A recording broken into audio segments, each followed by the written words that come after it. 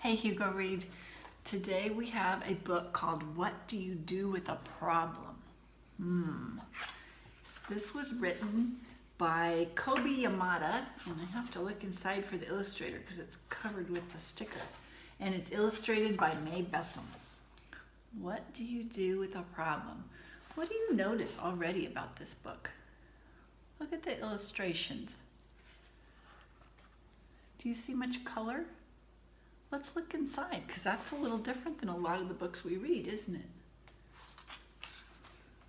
Oh, there's a little bit of color on this one. Let me pull you a little closer. What do you do with a problem? I don't know how it happened, but one day I had a problem. I didn't want it, I didn't ask for it, and I really didn't like having a problem. But there it was. See it floating over his head? He has a problem. Still pretty dark colors, right? Why is it here? What does it want? What do you do with a problem? I thought. I wanted to make it go away. I shooed it. I scowled at it. I tried ignoring it, but nothing worked. If you scowl, you're making a mad face. That's a scowl. It's staying with him though, isn't it? What if my problem sneaks up and gets me? Ooh, does it ever feel like that? Like, oh, you just don't know what to do, and it might come get you. What if it takes away all of my things? Look, the problem's getting bigger, isn't it? Do you notice that? It started little, now it's bigger. He has all his things he's worried about. I worried a lot.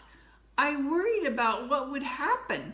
I worried about what could happen. I worried about this and I worried about that. Oh, have you ever felt like that?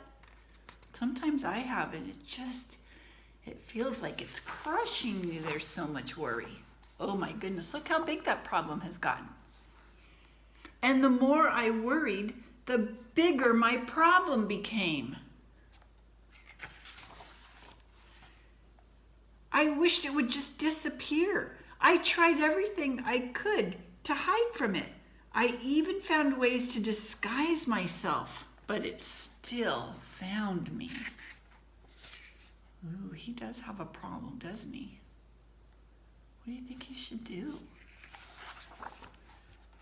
Oh my goodness, look how big it's gotten. And the more I avoided my problem, the more I saw it everywhere. I thought about it all the time, and it didn't feel good at all. Oh, that's kind of a lonely, sad feeling, isn't it? I couldn't take it anymore. This has got to stop, I declared. Maybe I was making my problem bigger and scarier than it actually was. After all, my problem hadn't really swallowed me up or attacked me. Look, there's some of those things he was worried that he'd lose. Remember in the first or second picture? What do you think he's drawing? I realized that I had to face it. Looks like the problem might be getting a little bit smaller already. I wonder what he's going to do. It looks like he might have a plan.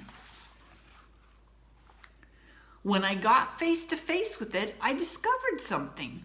My problem wasn't what I thought it was. I discovered it had something beautiful inside. My problem had an opportunity.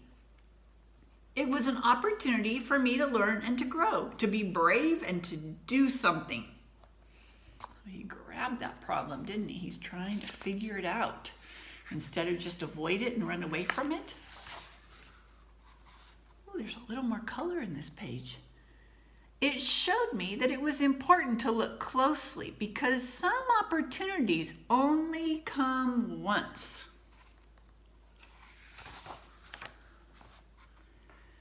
So now I see problems differently. I'm not afraid of them anymore because I know their secret. What do you think their secret is? For every problem has an opportunity for something good. You just have to look for it. So sometimes things that are really hard let us grow in ways that we might not. That's the end of the book. So do you think when something hard happens, it maybe gives us a new way to grow? That's what I think. So even though we don't necessarily like problems, we'd rather not have problems. But maybe if we look at those problems and try to figure out how we could solve it and how we could grow, then they're not such bad things after all. I think that's what this book is saying. Is that what you think? If you have another idea, because you probably have some really good ideas that I haven't thought of, you can always email me. Remember, jbrown@AUSD, which stands for Arcadia Unified School District.com. I would love to hear from you. I hope you liked the story. Sometimes we need a reminder that a problem's not always just the terrible thing, that we could get something good out of it. I think that's what this book does. I'll see you next time. Bye, Hugo Reed.